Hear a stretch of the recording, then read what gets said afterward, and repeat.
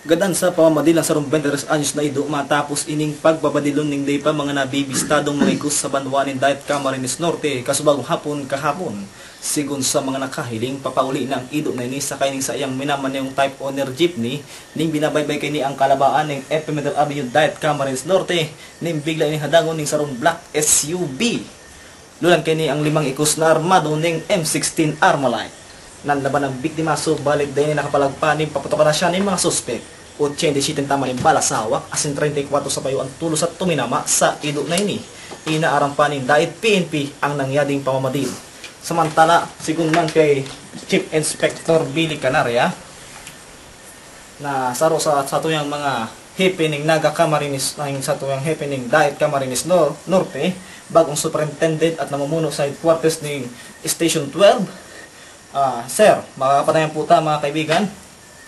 Sir, ano po ang indo pong masasabi sa nangyaring baradilan dyan sa Dayat Camarines Norte kung saan po ay nagadan po ang sa indong mga K9 units, saro sa inyong mga K9 units na pinagaano na 14 years in service na palang po ini.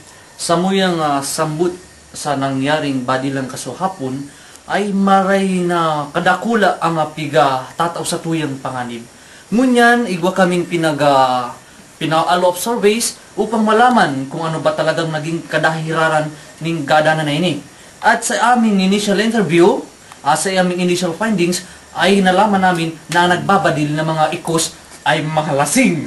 Ngayon lang sa ngunyan, pero sa darating pang mga daw, magkakaigwa kita ng resulta ng maganda. Sir, sabi daw po kayo sa tuyang mga kababayan, ang indo daw po pamalakad sa indong istasyon ay dahil daw po maayos. Mabagal na po sa indong progreso ni sa indong pag-iimbestiga. Ano po masasabi nito sa isyong ini? Ay siguro ko'y gawa ng ako'y bago lamang serbisyo digdi sa indo, sa banwanin dahil ay natural na kayan. Pero hilingin maninda, ngunyan palang kaswapo nangyari, ngunyan may improvement na. Igwa na kung makita ninda, may rami ng mga possible leads kung sino ang mga nanggadan, ng badil.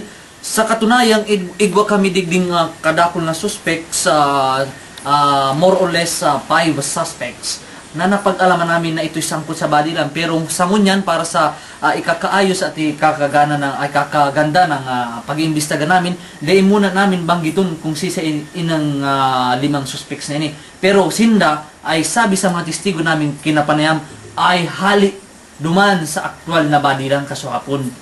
Yan. Kasi sarong kini namin nagadan, kaya kumbaga yung coordination kaya ng tao sa kasamuya sa PNP at saka mahiling din ninda yung police visibility na matibay at malakas, hindi yung sabihin ninda na mayong pag-asenso. Sa katunayan yan, ngunyang palang kadakol ng resulta ng pag-iimbestigasyon na maganda.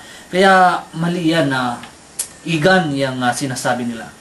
Sigun sa mga kaanak ng biktima ng nigadan na ido ay dahil na namamatian ang sinasabi nindong progresibong pag-iimbestiga. Ini-improvement na ini. Badiling ko singon yan kundi nila aram. Pero marayta, alam ninda igwang progreso na malaman ninda dahil nila pabulanan.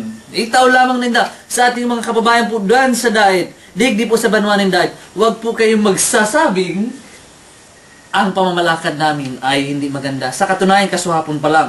First, sa aking tenure, sa servisyo ko dito, igan, kahapon lamang nagkaroon ng ganong badilan. Pero, kita ninda ngunyan, igwa ng mga magandang resulta. Tagalog bicol ka to. Pero po, mabaling po kita sa dumaan sa... Last 2 minutes. Baling po kita sa dumaan sa saro. Kayo mo daw po ay sangkot sa mga smuggling digdi sa Camarines Norte. Ay, dayan totoo, Inoy, dayan totoo, mahirap magbintang, di nila alaman totoo. Hindi tayo yung kasama dahil unang-una, siyempre namin, ang unang-unang gusto namin ay magandang serbisyo. Yun lamang siguro ko sa makita ninda ang police visibility digdi sa banwanin dahil ayos man, walang problema. Bilang akong bago nahalal na chief superintendent, ayos yun. Mga pabulaan niya ng mga kalaban namin sa kampo, mga political issue na yan na hindi naman involved sa aming pag-serbisyo sa aking tenure. Yun lamang, igan.